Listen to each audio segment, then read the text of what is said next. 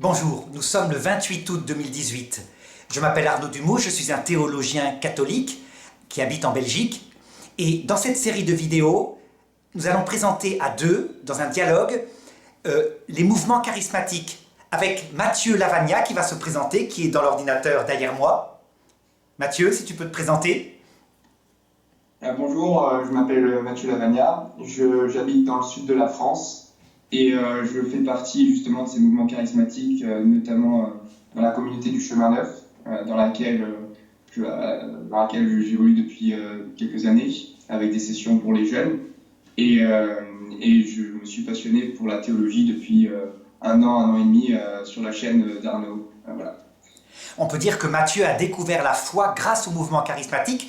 La thèse qu'il va défendre, c'est que dans les mouvements charismatiques, qu'il va d'abord présenter, et on dialoguera, eh bien, il y a l'avenir de l'Église. Et moi, je présenterai une thèse, peut-être pour être plus âgé, en disant que c'est ce qui sème, mais c'est certainement pas ce qui suffira. Donc voilà, Mathieu, tu peux nous expliquer ce que c'est que les mouvements charismatiques ? Voilà, alors donc le renouveau charismatique, c'est quelque chose qui est assez récent, qui a commencé, on va dire, dans les années 60 aux États-Unis, et qui est en fait une forme de Pentecôte renouvelée, c'est-à-dire une manière de recevoir l'Esprit Saint davantage et en plénitude, donc un peu comme ce que faisaient les apôtres à la Pentecôte, donc notamment en exerçant certains charismes, dont Arnaud pourra parler après. Donc, on a les charismes de connaissance, charisme de prophétie, charisme de chant en langue. Voilà, donc tout ça c'est dans les Actes des Apôtres, pour ceux que ça intéresse. Dans le livre des Actes des Apôtres, on retrouve tout ça. Et les charismes, on peut le retrouver dans la première épître aux Corinthiens, chapitre 12. Et donc voilà, donc ce renouveau charismatique apparaît dans les années 60 aux États-Unis et se développe en France à partir du début des années 70. Donc, par exemple, avec la communauté du Chemin Neuf, qui a été fondée en 73 par le père Laurent Favre, et qui est de tradition ignatienne, mais qui allie aussi la dimension charismatique, donc l'effusion de l'esprit dans sa sensibilité, en fait. Et notamment, on le voit, donc il n'y a pas que le Chemin Neuf, il y a d'autres communautés comme la communauté de l'Emmanuel, des communautés qui se sont créées récemment. Et en fait, on voit que c'est vraiment un vrai moteur pour la jeunesse qui permet davantage d'insister sur l'Esprit Saint, qui, certains théologiens disaient que c'était le grand inconnu du XXe siècle. Et donc voilà, vraiment remettre l'Esprit Saint au cœur de la vie de chacun à travers cette Pentecôte renouvelée.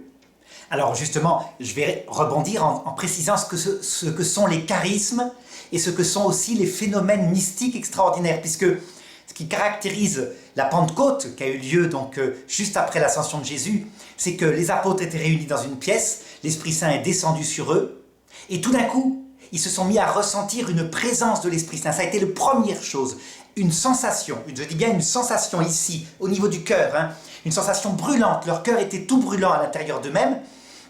Ils étaient comme ivres, et pourtant c'était le matin, tellement c'était fort. Il y avait même des phénomènes mystiques extraordinaires, ça veut dire qu'au-dessus de leur tête, de certains, il y avait des flammes qui apparaissaient, comme des flammes de feu qui symbolisent évidemment une présence de Dieu, donc de l'Esprit Saint, de son amour dans leur âme. Et il s'est passé autre chose, c'est ce qu'on appelle des charismes. Ça veut dire qu'ils se sont mis, Saint-Pierre en particulier, se sont mis tout courageusement à sortir dans la rue et à parler aux gens qui étaient là en disant « Hommes de Jérusalem, vous vous rappelez Jésus qui a été crucifié il y a quelques jours ? Eh bien, nous avons été témoins de sa résurrection, etc. » Et les gens l'entendaient, alors qu'il parlait en araméen, dans la langue de leur enfance. Tous les peuples qui étaient là, c'était une ville cosmopolite, donc ils citent les langues, c'est extraordinaire. Ça s'appelle un charisme. Un charisme, c'est donc un don donné par l'Esprit Saint et qui permet de répandre l'Évangile. Donc, distinguons les phénomènes mystiques extraordinaires qui manifestent la présence de l'Esprit Saint dans une communauté ou dans un être humain. Ils peuvent être divers. Il y a par exemple, pour des saints, la transverbération du cœur. Le cœur de certains saints était transpercé, vraiment, par une présence de l'Esprit Saint. Ça s'appelle un phénomène mystique. D'autres étaient un anneau un anneau doré qui apparaissait à leurs mains, un anneau qui n'était pas palpable, d'autres les stigmates, etc. Pour les apôtres, ça a été des langues de feu et cette sensation de présence, évidemment. Et les charismes, c'est pour évangéliser. Voilà un petit peu les choses donc qui sont apparues, n'est-ce pas Mathieu, en quantité dans ces mouvements charismatiques qui sont nés chez des protestants au départ, n'est-ce pas? Oui, c'est ça. Ça a commencé à apparaître chez les protestants. Et en fait, l'Église catholique s'est rendue compte que c'était parfaitement compatible avec la foi. Et je ne sais plus quel pape disait le renouveau charismatique est une chance pour l'Église et l'Église est une chance pour le renouveau charismatique. Donc voilà, il y a bien cette dualité qui se complète. Tout à fait. Voilà. Et donc, si on peut parler un peu des différents charismes, il y a le charisme du chant en langue. Alors attention, justement, le charisme du chant en langue, c'est un phénomène mystique extraordinaire, c'est pas un charisme. Ça veut dire qu'en fait, quand une communauté est unifiée dans la charité, il se met à sortir des espèces de chants qui sortent de la gorge, on ne sait pas comment, mais surtout, tous les gens qui sont là, ces chants s'harmonisent et ça donne quelque chose de très beau, très doux, un peu comme le chant d'une colombe, de plusieurs colombes. Et c'est étonnant, c'est étonnant. On appelle ça le chant en langue. Évidemment, ça ne sert à rien pour évangéliser, mais ça manifeste l'unité de charité d'une communauté. Et tu vas me confirmer, Mathieu, mais dans les communautés charismatiques où il y a un conflit, les gens ne s'entendent pas, ou alors les gens sont orgueilleux, ou les gens sont hypocrites, quand ils s'efforcent de faire le chant en langue, ça donne quelque chose qui n'est pas beau, qui est dur, qui est disharmonieux. Hein, tu l'as vu aussi, ça? Oui, bien sûr. Mais en fait, au chant manaf, en tout cas, on prie souvent avec le chant en langue. Et le chant en langue nous permet en fait de recevoir, là pour le coup, des charismes, c'est-à-dire des paroles de prophétie, des paroles de connaissance, mais aussi on a d'autres charismes dans la communauté, des charismes de guérison par exemple, voilà. qui viennent justement de cet appel de l'Esprit Saint, parce que en fait, notre vie au quotidien, c'est d'appeler l'Esprit Saint pour qu'il vienne dans nos vies au quotidien, et donc faire les miracles que les apôtres ont fait au temps de Jésus, c'est-à-dire guérir les malades, chasser les démons. Voilà. Alors, peut-être une précision, Mathieu, le charisme de connaissance, c'est en fait quand quelqu'un prend la parole dans la communauté, tout d'un coup, c'est souvent d'ailleurs des femmes, pas tout le temps, mais souvent, qui disent, il y a une personne ici qui, par exemple, vient d'être abandonnée par son mari, qu'elle n'ait pas peur, le Seigneur est avec elle. Et une prophétie, ça va plutôt être une annonce, soit d'un mystère profond, du style l'Esprit Saint veut que nous travaillions davantage l'humilité. Bon, ça c'est une prophétie qui paraît pas prophétique, mais c'est un fait. Et parfois c'est sur des phénomènes de l'avenir, effectivement, ça peut porter. Tu l'as peut-être assisté, tu as vu des choses comme ça? Oui, j'ai vu des choses qui parlaient de l'avenir, justement. Ça, c'est une forme de prophétie. Et c'est incroyable parce que c'est dans des réunions, dans des assemblées où il y a quelqu'un qui prend la parole et qui dit quelque chose comme ça, et on sait que ça vient pas de lui en fait. Et c'est vraiment une sensation incroyable quand on est témoin de ça. Voilà.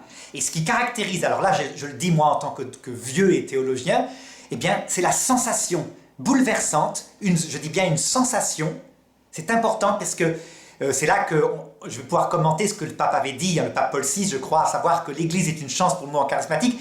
C'est très ressenti, c'est bouleversant, ça ressemble, si on veut faire une analogie, à ce qui nous arrive quand on tombe amoureux d'une jeune fille. On est tout fou, on est pris de passion, on pense qu'à elle, etc. Ben là, c'est ce qui se passe dans le cœur. Les jeunes convertis des mouvements charismatiques sont entraînés par l'Esprit Saint comme si un souffle remplit. On appelle d'ailleurs cette sensation dont j'ai parlé tout à l'heure par rapport aux apôtres, le baptême de l'Esprit Saint en fait. Le terme exact, c'est le baptême de l'Esprit Saint. Moi, je l'ai vécu personnellement il y a quelques années. Et en fait, dans la communauté, on dit que ils prennent l'image de notre vie qui est comme une voiture. Et en faisant le baptême dans l'esprit, on laisse vraiment le Seigneur au volant de cette voiture. Et c'est lui qui conduit notre vie en fait. Et c'est vraiment donner sa vie au Seigneur complètement. Et on peut dire que c'est un pas encore plus grand que la confirmation. Voilà. Et la conséquence, évidemment, ça je le dis comme théologien, c'est que psychologiquement, quand on a senti cette présence de l'Esprit Saint, d'abord on a une foi définitive, totale. Hein. On sait bien reconnaître la différence entre un effet psy et puis cette présence qui est impalpable. Moi je l'ai vécu dans ma conversion à 13-14 ans, pas dans un mouvement charismatique d'ailleurs, hein, dans une église à Notre-Dame des Miracles à Rennes, devant la statue de la Vierge, mais c'est la même chose. Donc on a une foi définitive. Tout d'un coup, la porte, c'est comme si le ciel existait, quoi. Pour quelqu'un qui est athée, ça a été fantastique. Mais il y a d'autres choses. Il y a, je dirais, l'attention à des signes. Ça veut dire qu'on est comme des petits-enfants. Et du coup, comme l'Esprit Saint, ben, on ne le voit pas. Il n'est pas comme une colombe qui apparaît. Hein. C'est une présence intérieure. Ben, on est très attentif à des signes. Et on en a beaucoup au début. Je suppose que tu en as eu aussi énormément, Mathieu. Oui, oui, énormément, mais que ce soit dans le dialogue des autres ou dans la parole de la Bible, des fois on peut demander que le Seigneur nous parle à travers sa parole et qu'on ouvre la Bible comme ça au hasard en priant l'Esprit Saint avant et on tombe vraiment sur une parole du Seigneur qui nous touche profondément et ça fait aussi partie de la vie charismatique, c'est-à-dire demander et vous obtiendrez. Alors, un exemple, parce qu'il faut être très concret, je me rappelle d'une famille que je connaissais qui voulait adopter un enfant. Mais ils ne savaient pas s'ils devaient le faire, s'ils auraient les moyens, etc. Ils sont allés dans un mouvement charismatique où ils ont reçu toute l'imposition des mains, le baptême de l'Esprit Saint. Ils ont ouvert la Bible par hasard et ils sont tombés sur un texte quelque part qui dit « Tu prépareras la chambre pour l'enfant à l'étage ». Je ne sais pas où est ce passage, il faudrait le retrouver dans l'Écriture, mais ça les avait bouleversés, évidemment, et ils ont adopté l'enfant. Voilà ce qui se passe, c'est ce genre de choses très concrètes. Peut-être que toi, tu as un exemple à raconter, Mathieu, du même genre? Oui, bah, par exemple, les frères et sœurs de la communauté, des fois, racontent que c'est ce qui a participé à les aider à discerner leur vocation, au célibat consacré, par exemple, pour devenir prêtre. D'avoir prié avant et d'avoir ouvert la Bible. Et ils ont reçu donc cette parole précise, tu seras prêtre, c'est dans l'Ancien Testament, je ne sais plus, dans un psaume, je crois. Et c'était vraiment dit explicitement. Donc c'est incroyable. Des fois, voilà. Le Seigneur peut rejoindre les personnes sur des points vraiment précis et qu'ils ont demandé juste avant, par sa parole, quand on a invoqué l'Esprit Saint avant. Donc ouais, c'est incroyable. Voilà. Eh bien, je crois que là, Mathieu, on peut dire qu'on a décrit ce que c'était. Je pense que, à moins que tu veuilles insister sur d'autres charismes, mais globalement... Hein... Oui, j'aimerais bien insister sur le charisme de guérison aussi, parce que j'ai vu des guérisons de mes propres yeux au nom de Jésus. C'est-à-dire comme ce que faisaient les apôtres au temps de Jésus, imposer les mains, prier pour eux, et demander la guérison au nom de Jésus, toujours au nom de Jésus. Et voilà. Et en fait, j'ai vu une personne, par exemple, qui avait... l'année dernière, j'avais vu quelqu'un qui avait le cou tout bloqué et on était un groupe, on a imposé les mains sur son cou et on a invoqué le nom de Jésus et on a demandé qu'il libère cette douleur et ça s'est passé instantanément. Et ça, c'était vraiment, vraiment incroyable. On était tous bouleversés. Et j'ai déjà entendu plein d'histoires dans la communauté, on raconte des miracles incroyables avec des maladies de naissance qui sont guéries, des choses comme ça. Et en fait, je pense que, justement, pour en revenir à la foi des jeunes, voir des miracles comme ça change vraiment une vie et on ne peut plus douter, en fait. Et c'est ça qui est vraiment beau, qui est vraiment fort dans le renouveau charismatique. C'est qu'on vit des choses tellement incroyables que la foi, elle est ancrée pour toujours. Alors, j'ajouterais là un petit point, toujours pareil, puisque après on aura ce débat entre nous, c'est que l'expérience a montré qu'il y a deux sortes de miracles qui se produisent dans les mouvements charismatiques. Et ça se passe aussi bien chez les protestants que chez les catholiques. Vraiment, il n'y a pas de discrimination, c'est pas ça qui compte. On dirait que c'est plutôt la sainteté du groupe et peut-être du pasteur ou de l'animateur, du berger de ce groupe. Certaines fois, les guérisons sont définitives, vraiment. C'est-à-dire que la personne, elle a mal au cou, comme tu disais, et ça ne va pas revenir le lendemain matin. C'est très clair. La guérison est définitive, c'est quelque chose d'assez fort, mais parfois, on l'a constaté, les guérisons sont éphémères. Ça veut dire que le lendemain, la personne retombe dans son handicap. Et alors, pourquoi je dis ça? Parce que justement, c'est là qu'on va comprendre comment l'Église catholique, qui a 2000 ans d'histoire, est une chance pour les mouvements charismatiques. En fait, l'Église, elle ne se fait pas d'illusions sur tous les charismes, elle sait qu'en fait, ils peuvent provenir de trois sources, et qu'ils ne viennent de l'Esprit Saint que dans certains cas. Quand c'est porté par de l'humilité, de l'amour de Dieu, de l'amour du prochain, c'est ça l'esprit du groupe, alors l'Esprit Saint vient vraiment au nom de vraiment Jésus. Mais parfois, et c'est ça qui est compliqué, c'est que quand un berger d'un groupe est porté par l'envie de briller, de montrer qu'il a des charismes, de montrer qu'il est quelqu'un, alors quelqu'un d'autre vient. C'est possible, mais ça, on va en parler, n'est-ce pas? Ça sera dans la suite. Tu avais quelque chose à ajouter, peut-être? Oui. Voilà, Mathieu, peut-être sur d'autres charismes? Allô? Oui, vas-y. Non, j'écoutais.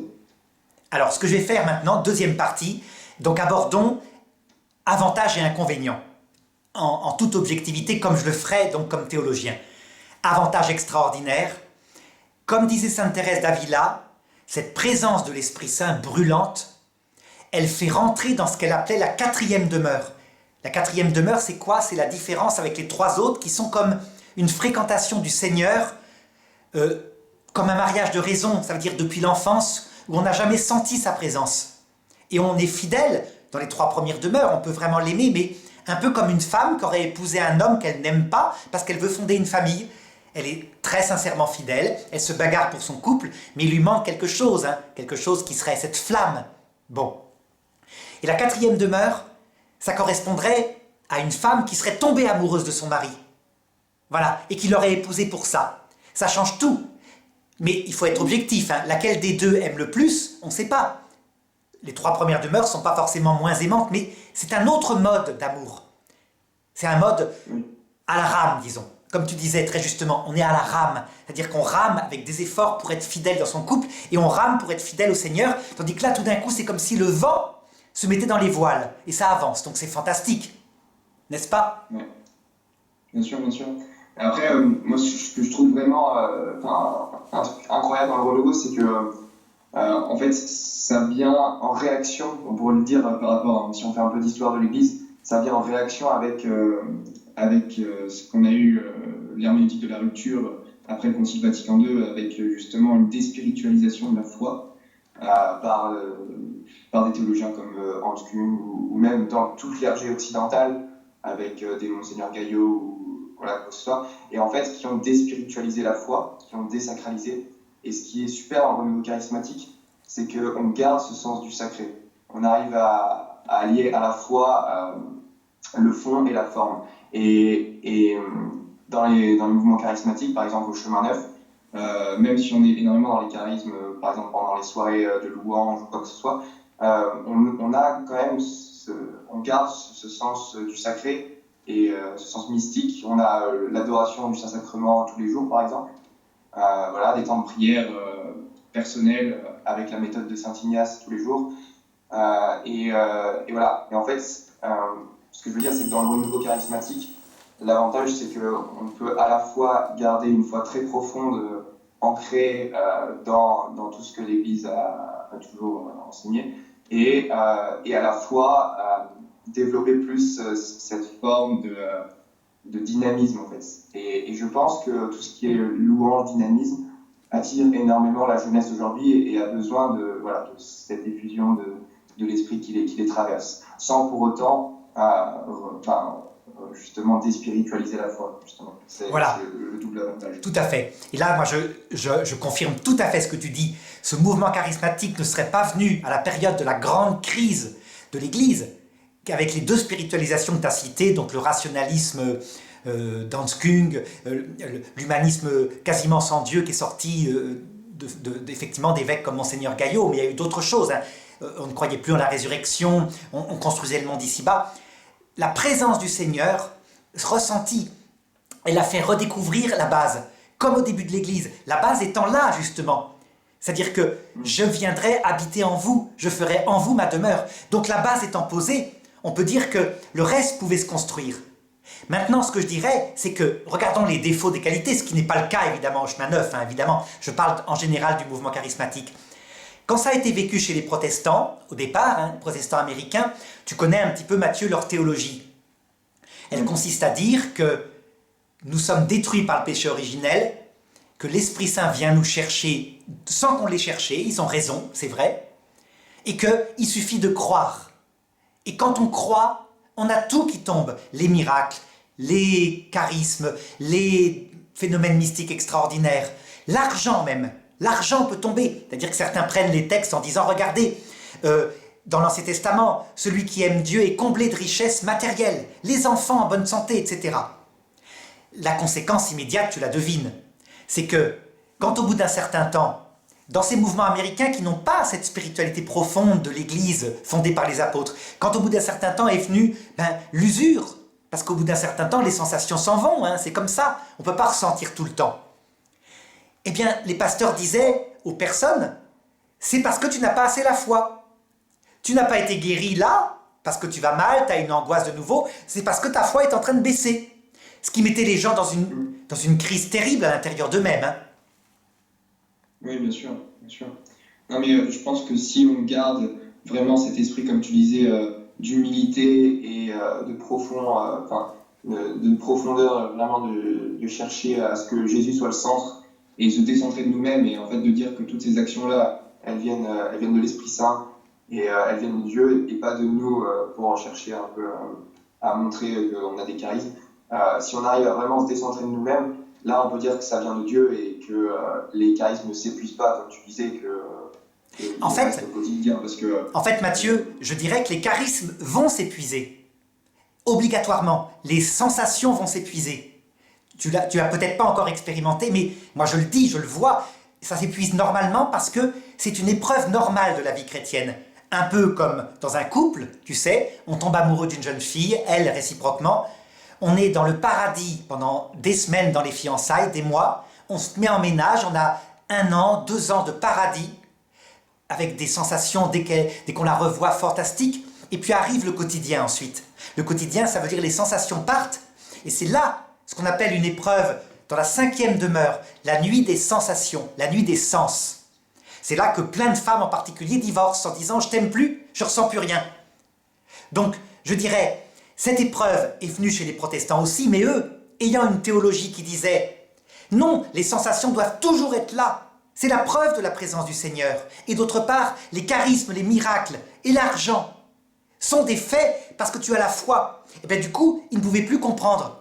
Et quand arrivait le malheur, ils n'avaient pas les instruments théologiques pour comprendre des épreuves, et donc ils plongeaient des gens dans l'incertitude, des gens quittaient leur mouvement parce qu'ils ne savaient pas ce qui leur arrivait, ils pensaient qu'ils avaient trahi. Tandis que dans l'Église catholique, qu'est-ce qui se passe? C'est très différent, la théologie n'est pas du tout la même. Je ne sais pas si tu vois ce qu'elle est dans l'Église catholique. Ben oui, parce que dans l'Église catholique, c'est quand même bien encadré par le magistère, par l'Église qui se prononce sur les charismes et comment les utiliser en fait à bon escient. Et en fait, c'est plus cadré, donc on se perd moins en fait. C'est tout l'avantage d'avoir un magistère, parce que les protestants ont perdu en rejetant toute la tradition des apôtres et voilà. Alors en fait, Mathieu, je dirais que... garder cette structure et que ça soit fait dans de bonnes conditions. Je dirais que factuellement, les anciens qui ont fondé les mouvements charismatiques il y a 30 ans savent que c'était pas vrai.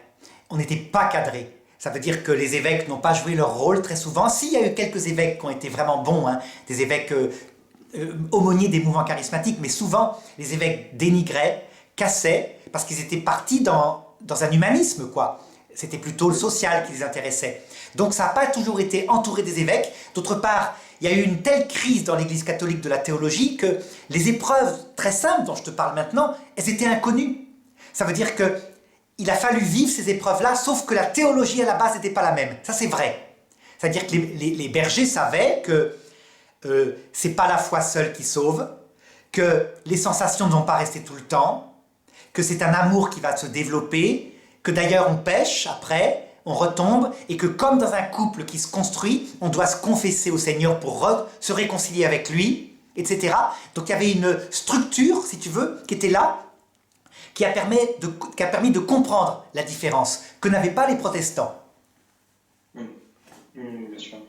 Donc tu penses que la différence d'usage des charismes, ça vient de nos différences théologiques en fait? Voilà, ça veut dire que leur théologie exalte un peu trop les sensations et les charismes. Oui.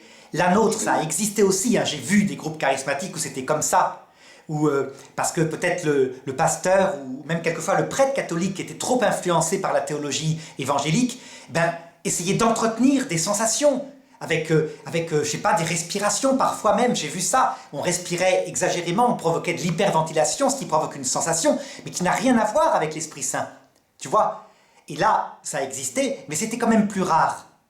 Ce qui s'est passé, c'est comme tu dis, avec l'humilité, l'écoute de l'Église, les évêques qui ont pris ça en main, les prêtres, eh bien, on a vu les mouvements se développer et développer de plus en plus, comme dans le chemin neuf, ce que tu racontes, hein, des étapes suivantes de la vie spirituelle, quoi. Ça veut dire qu'en fait, chez vous, il y a des personnes plus âgées qui ne ressentent plus, mais c'est pas grave. Elles aiment contemplativement le Seigneur. Je sais pas si tu vois ce que je veux dire. Au chemin neuf, on a quand même des personnes âgées, des anciens de la communauté, qui vivent encore de ces charismes, même s'ils ont 60, 70 ans, et ça ne change pas chez eux. On a l'impression que c'est toujours renouvelé dans leur cœur au quotidien, parce que justement, ils invoquent l'Esprit Saint, et ça ne vient pas d'eux, en fait. Ils demandent ce renouvellement au quotidien. En fait, si tu leur demandes... Même chez les personnes âgées. Hein. Si tu leur demandes, quand elles sont depuis très très longtemps, quand ce ne sont pas des jeunes convertis, elles t'avoueront humblement que quand elles sont à l'oraison, elles dorment beaucoup. Elles partent beaucoup dans l'imaginaire. Ça veut dire qu'elles ont vécu ces épreuves-là. Ça ne veut pas dire que les charismes, qui eux sont autre chose, qui servent pour l'évangélisation, ne sont plus là. Mais les phénomènes mystiques, la sensation brûlante, tu vois, dont je te parlais, de présence de l'Esprit Saint, elles te raconteront que très souvent, ça fait 30 ans qu'elles n'ont plus eu. Mais c'est pas grave, parce que comme un vieux couple, tu sais, on se rappelle qu'on a vécu dans ses fiançailles, et du coup, ben, on est fidèles amoureusement toute la vie. C'est ça. Voilà. Voilà. Et donc, par rapport surtout à l'aspect pragmatique, qu'est-ce qui attire les jeunes le plus aujourd'hui? Je pense que c'est d'abord ancrer leur foi fermement dans cette effusion de l'esprit, vivre avec l'Esprit Saint au quotidien, pour, comme tu disais, à l'image du mariage, pour bien fonder le couple de manière structurée, donc l'alliance entre nous et Jésus, et que au quotidien, on arrive à le garder, et peut-être quitte à après basculer dans... Enfin, comment dire, au début, je pense que les charismes aident notre relation à Jésus. Et après, quitte à aller dans un milieu plus traditionnel ou quoi que ce soit. Non, je crois qu'on peut... Je pense que ce qui attire la jeunesse le plus aujourd'hui, c'est justement ces phénomènes incroyables, tant mystiques que charismatiques. Voilà. Tu as tout à fait raison. Tu sais, il y a certains théologiens qui méprisent les miracles de Jésus en disant, d'ailleurs, ils n'ont pas eu lieu. Tu te rappelles, ils racontent que la marche sur les eaux, ben, il devait avoir des patins, je ne sais pas quoi. J'ai même vu un théologien, un jour, il me disait, mais montre-moi un seul miracle de Jésus qui est réel. Et moi, je lui ai répondu, ben, la résurrection du Christ. Et là, la personne n'a pas su quoi me répondre. Parce que quand même... Mais concrètement, dans les universités catholiques, on a vu des gens nier la résurrection et dire c'est symbolique. Bon. Mais Saint Paul, dans le Nouveau Testament, dit « Si le Christ n'est pas ressuscité, vaine est notre foi ». Absolument. C'est vraiment incompatible. Hein. Voilà. Les miracles sont indispensables. Indispensables pour faire naître la foi.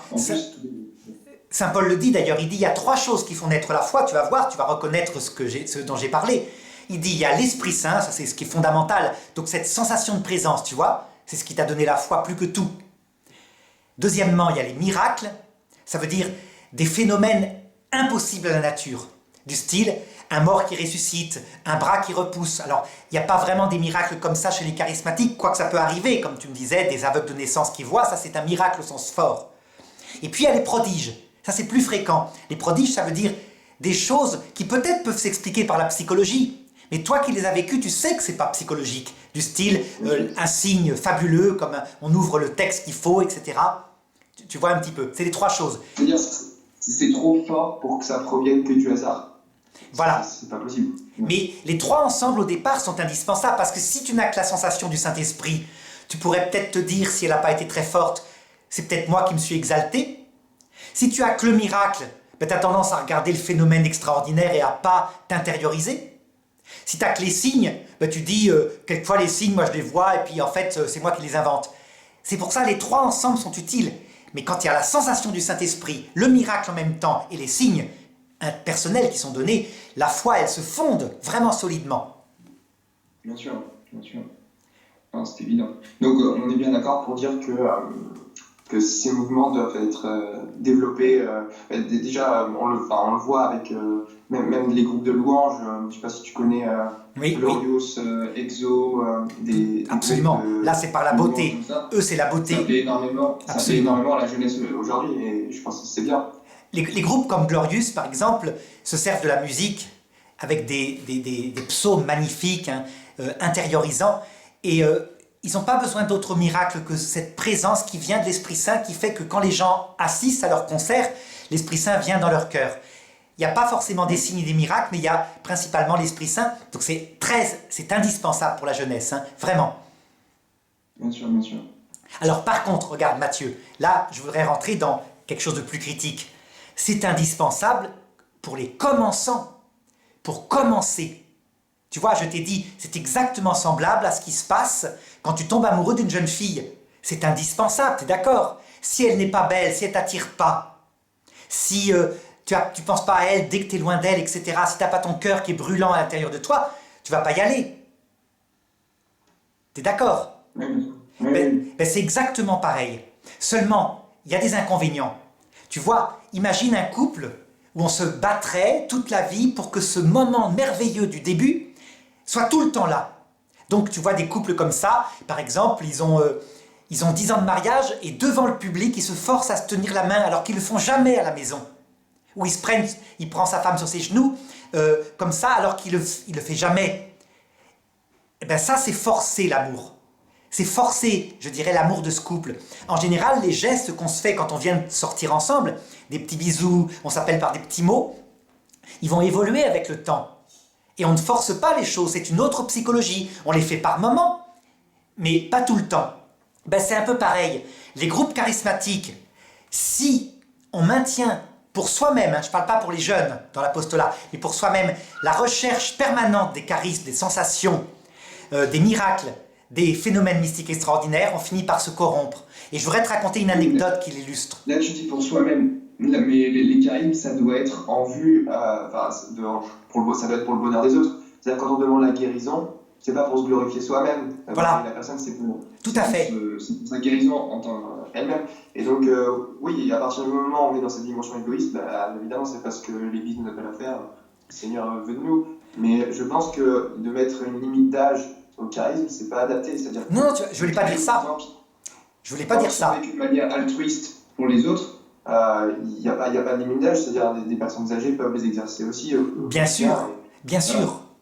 Simplement, regarde, au bout d'un certain temps, au début, on va exercer les charismes, tu vas peut-être toi-même imposer les mains, tu vas obtenir un miracle, ça grandit ta foi et ça te donne une espèce de sens de la présence de Dieu, donc c'est fondamental.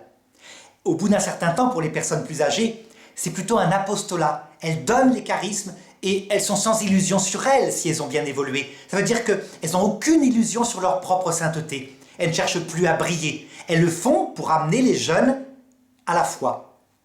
Tu vois, les charismes, si tu les exerces jeunes dans la 4e demeure, peuvent être dangereux parce qu'ils peuvent faire croire que tu es quelqu'un.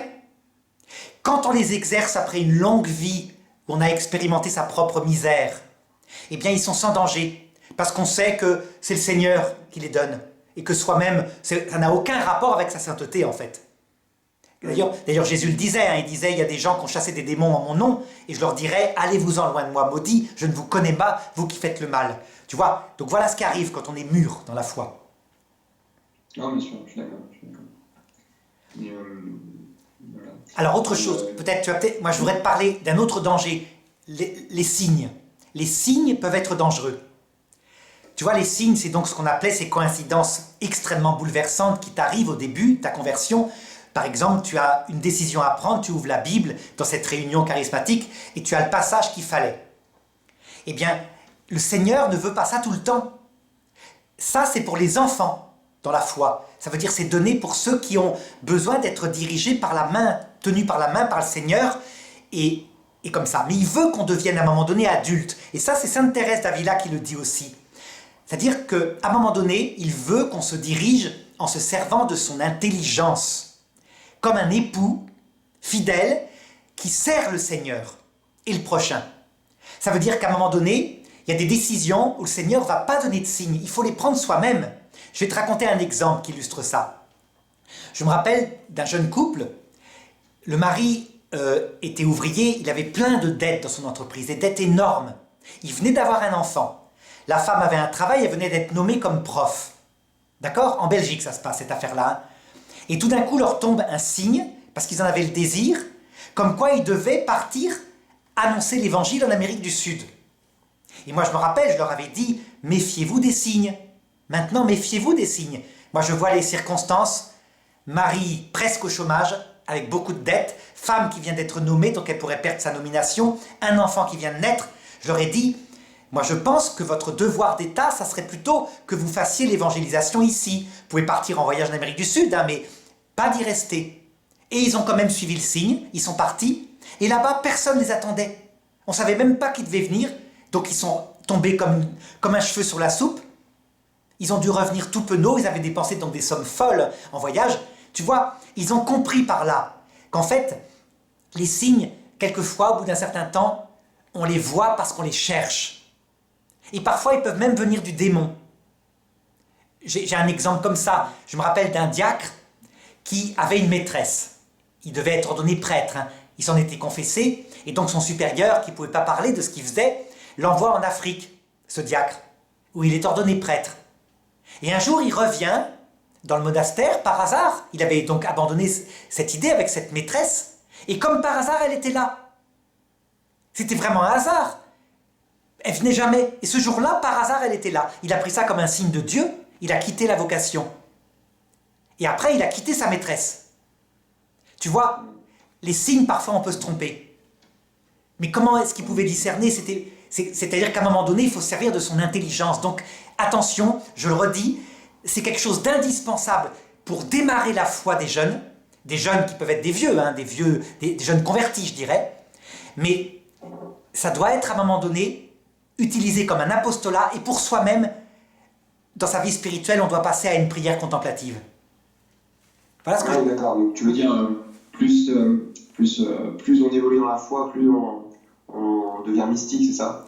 On est mystique au départ, mais disons qu'à un moment donné, sa vie mystique... On est plus dans la contemplation, disons. Voilà. Dans la contemplation mystique plutôt que dans l'effusion. C'est ça. En fait, c'est comme s'il n'y avait plus de sensation. Tu ressens plus rien. Il est parti à un moment donné. Mais c'est pas grave. Tu l'aimes avec ton cœur. Tu réfléchis à ce mystère. Donc ton intelligence, ta volonté est fidèle. Et du coup, tu vas dans les mouvements charismatiques pour donner aux autres. À ce moment-là, c'est pour apporter aux jeunes la foi, comme un apostolat. Mais toi-même, tu es dans un autre mystère. Tu vois, ça peut arriver, tu sentiras ça peut-être si un jour, les chants magnifiques qu'on a dans les communautés charismatiques t'écœurent. Tu vois, c'est comme si c'était trop sucré. Un overdose un peu. Voilà, c'est ça que je veux dire. Eh bien, il ne faut pas s'inquiéter, c'est normal. Et ça, c'est l'Église catholique, avec Sainte Thérèse d'Avila, qui l'enseigne, Saint Jean de la Croix. Alors que chez les protestants, ils n'ont pas du tout ça. Donc t'imagines les crises spirituelles par où ils passent. Bien sûr, bien sûr. Ouais. Voilà. Après, tu disais qu'il fallait faire attention parce qu'on pouvait avoir des signes qui venaient du démon. Mais moi, je pense que si on invoque l'Esprit Saint avant, il n'y a pas de danger, quoi. C'est-à-dire, on est certain qu'il est présent au milieu de nous et que les signes qui peuvent nous donner viennent nous. Non, Mathieu, je dirais pas ça. Je dirais pas ça. L'évocation de l'Esprit Saint, malheureusement, je l'ai vu parfois chez des pasteurs de groupes charismatiques qui ne pensaient qu'à briller et à faire de l'argent. Eh bien, l'Esprit Saint ne vient pas. Là on n'est plus dans une dimension humble et décentrée de soi. Voilà. On va penser à faire de l'argent, là c'est différent. Tout à fait. Il y a aussi le but derrière, c'est-à-dire il y a aussi de ce qu'on en fait. C'est ça, c'est la finalité de tout ça. Voilà, le but doit être vraiment le Seigneur, l'amour du prochain, dans l'humilité. Donc l'humilité, ça veut dire sans illusion sur soi, dans un vrai détachement de l'argent, de la gloire. Ça, c'est pas facile, parce qu'évidemment, au début, en tout va de sa vie spirituelle, on brille. Donc c'est fantastique, c'est très séduisant. Et là, l'Esprit Saint va venir. Plus un groupe charismatique est dirigé par une personne qui est comme ça, plus l'Esprit Saint viendra. Parfois, l'Esprit Saint vient quand même quand c'est un orgueilleux. Rappelle-toi, par exemple, la communauté du Père Maciel. Ça te dit quelque chose, cette histoire-là? Oui, Père Massiel, j'ai déjà entendu, mais rappelle-moi. Donc c'est la Légion du Christ, une communauté fantastique que Jean-Paul II a encouragée, qui a suscité des milliers de vocations dans le monde, vraiment. Et ce Père Massiel, qui était le fondateur, était dénoncé régulièrement au Vatican. Il y avait des lettres qui arrivaient, il est pédophile, il est homosexuel, il couche avec des adolescents, il dévoie des séminaristes, il vend de la drogue. Et jamais, jamais le pape Jean-Paul II n'a écouté. Il était convaincu que c'était évidemment la jalousie, la haine, comme ça arrive partout. Le problème, C'était vrai. c'est vrai. Voilà. Et c'est Benoît XVI qui l'a vraiment interdit. Malheureusement, il est mort très vite à ce moment-là. Et c'était vrai, profondément vrai. L'Église alors a été paniquée, s'est occupée de cette communauté, l'a sauvée. Et donc elle est sauvée, elle existe encore. Mais malheureusement, la parole de Jésus qui disait, tu te rappelles, à ceux qu'il avait placés à sa gauche, « Je ne vous connais pas ». Et les gens répondront, « Mais nous avons fait en ton nom des miracles, nous avons fait venir l'Esprit Saint en ton nom. Allez-vous-en loin de moi, je ne vous connais pas, vous faites le mal. » Le charisme est indépendamment de la sainteté, donc il peut venir, c'est pour ça qu'il faut être très très discernement, il ne faut pas se tromper. Alors attention, je n'appelle pas à la perfection, hein. Un pasteur et un prêtre de communauté charismatique, il a des défauts, il peut très bien être sensible à la gloire. C'est pas ça qui compte, c'est normal. C'est le fait que son but premier, c'est, il se bagarre pour que ce soit le Christ et le prochain. Voilà. Et qu'il lutte contre ces tentations de briller, ces tentations de faire de l'argent, ces tentations d'avoir du plaisir. Il lutte contre ça du mieux. Et là, l'Esprit Saint vient. Ouais.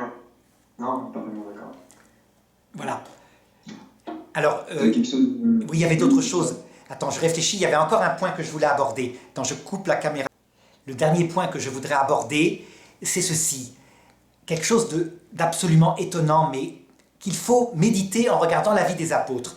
Matthieu, tu te rappelles qu'au début, quand Saint Pierre a donc fondé l'Église, après que Jésus l'ait fondée, évidemment, sur Jésus, hein, qui était le roc, il passait dans la rue et son ombre touchait les malades et les malades guérissaient. Tu te rappelles cette histoire-là? Oui. Tu te rappelles aussi qu'à un moment donné, il a été attrapé par, je crois, Hérode, mis en prison. Il y avait un garde à sa droite, un garde à sa gauche, qui dormait avec lui, pour pas qu'il puisse se sauver. Il avait des fers aux pieds. En pleine nuit, l'ange du Seigneur est apparu, les fers sont tombés, les gardiens ne sont même pas réveillés. Les portes sont ouvertes, et lui, il croyait qu'il rêvait. Il est sorti de la prison, il s'est retrouvé dehors, c'est peut-être Saint-Paul, je ne sais plus si c'est Saint-Pierre ou Saint-Paul. Saint-Paul, je crois. Saint-Paul, ouais. Il s'est retrouvé dehors, et là, il s'est réveillé, c'était vrai, il était en dehors de la prison. Et là, il a frappé à une maison chrétienne qui lui a ouvert, qui l'a accueilli. Des charismes fantastiques, extraordinaires, des phénomènes mystiques incroyables. Et les protestants ont tendance à dire, vous voyez, ça prouve qu'ils étaient croyants. Seulement, ce que les protestants oublient de regarder, c'est ce qui s'est passé plus tard, 30 ans plus tard. 30 ans plus tard, Pierre et Paul ont été enfermés dans une prison à Rome, et là, jamais les anges ne sont venus les délivrer. Jamais. On sait à peu près ce qui s'est passé, hein, par des récits, alors, puis ne serait-ce que parce qu'on sait qu'il y a d'autres saints qui l'ont vécu, comme par exemple Sainte Jeanne d'Arc. Sainte Jeanne d'Arc, c'est pareil, elle avait des voix qui lui apparaissaient, Sainte Catherine, etc. Et à la fin, quand elle était dans sa prison, jamais elles lui sont apparues. Elles ne sont plus venues la consoler. Elle était toute seule, abandonnée. Juste le dernier jour où Sainte Catherine lui est apparue de nouveau pour l'encourager. Tu te rends compte? En fait, il y a une raison très simple à ça, et que là, seuls les grands saints mystiques de l'Église catholique ont pu expliquer. C'est que le but de cette vie, c'est évidemment pas qu'on reste dans cette sensation. Le but, c'est qu'on développe, pour aller au paradis, un cœur, mais plus qu'humble. C'est plus qu'humble. C'est voilà, une mort à soi-même, carrément. C'est-à-dire un pauvre type. Saint Pierre, tu sais ce qui lui est arrivé, hein, pour te montrer à quel point... Il est mort, Ah mais pire que ça, il a trahi. C'est-à-dire qu'à un moment donné, il s'est dit dans sa tête, Néron persécute l'Église, moi je vais être plus utile en survivant, donc je file. Il s'est déguisé en mendiant, et il est sorti de Rome en douce, pour sauver sa vie. Et puis il se disait, avec, tu vois, une espèce de bonne conscience, il disait, mais je vais revenir, hein. Bien sûr que je vais revenir pour les aider discrètement, mais alors qu'il y avait plein qui étaient prisonniers, qui avaient déjà été martyrisés. Et Jésus lui est apparu, à ce moment-là, qui remontait vers Rome. Et Saint Pierre l'a reconnu, hein, c'était lui, c'était net. Il lui a dit en latin, « Quo vadis, Domine ?» Et le Seigneur lui a répondu, « Je vais à Rome mourir avec mes frères. » T'imagines que Saint Pierre, il est revenu penaud, hein, vraiment. penaud. Oui. Et il s'est livré aux Romains, il a été crucifié, il a demandé à être crucifié la tête en bas. En fait, il n'y avait plus de charisme là, c'était une autre époque. C'était l'époque où il fallait que son cœur soit préparé. Et donc, quand à un moment donné, les sensations disparaissent, c'est normal. Mais quand à un moment donné arrive l'épreuve, où tu as l'impression que le Seigneur t'a abandonné, ben, il faut se souvenir des moments du début, quand les charismes étaient là. Parce que ça t'aide, comme un couple devenu âgé où la femme est malade, etc. Mais on est fidèle. Tu vois, c'est un cheminement la vie chrétienne. Donc, Bien sûr, bien sûr. voilà. Mais après, j'ai un peu l'impression que tu es en train de dire que ceux qui sont avancés dans leur foi et dans leur vie chrétienne, bah, c'est pas la peine qu'ils exercent des charismes, ils sont trop vieux pour ça. Et Non. moi, je connais plein de gens dans la communauté qui en exercent depuis 50 ans. Tout à fait. Et au quotidien, et pourtant, ils ne sont pas des bébés dans leur foi. Hein. Tout à fait. Non. Ils les exercent, et Saint-Pierre et Saint-Paul l'ont fait jusqu'au bout, au service de l'Église. Mais ils ne reçoivent plus rien, eux. Voilà.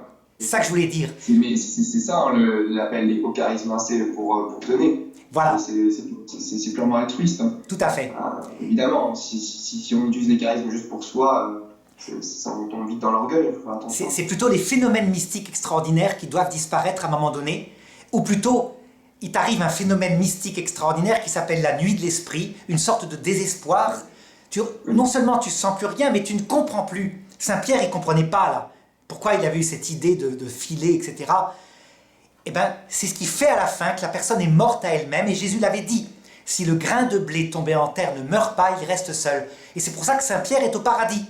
Parce que c'est un pauvre homme, mort à lui-même. Bien sûr. De toute façon, c'est le critère essentiel pour obtenir la vision béatifique, hein, c'est mourir à soi-même et avoir un cœur à l'image de Dieu qui est ose. Voilà. Mais ce que je dis là, Mathieu, tu as bien compris, c'est pour ça que c'est important que tu répondes. C'est pour situer les mouvements charismatiques dans la vie chrétienne, pas pour les dénigrer, bien au contraire. C'est pour montrer que quand on a cette vision d'ensemble, alors on sait que c'est indispensable pour faire naître l'amour chez les jeunes. Tu comprends ? Bien sûr. Et je pense que c'est ça qui attire énormément les jeunes aujourd'hui au renouveau, parce qu'on voit les communautés de l'Emmanuel, du Chemin Neuf, et les communautés charismatiques comme ça ont énormément de succès vis-à-vis des jeunes, parce que c'est ça, en fait, c'est un peu leur langage. C'est-à-dire qu'ils arrivent à les attirer avec la forme, c'est-à-dire en parlant leur langage, c'est-à-dire mettre du dynamisme, de la louange, beaucoup d'énergie.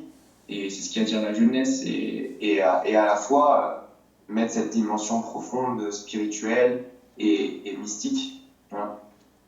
Voilà. Mais je crois qu'on a tout dit, hein. Mathieu, je crois que vraiment... Est-ce que tu as quelque chose à ajouter ? C'est le tour du sujet. Oui, tout à fait. Donc, bon, en tout cas, merci Arnaud pour cette vidéo. Merci Mathieu, c'est à toi que je remercie et on continuera, on en fera d'autres. Si tu as des amis aussi qui sont prêts, parce que tu vois, à deux, c'est beaucoup mieux que tout seul, c'est beaucoup plus vivant. Hein. C'est ce qu'on appelle l'Église, tout simplement. Voilà. Donc, merci Arnaud. Merci Mathieu. À bientôt. Au revoir. À bientôt.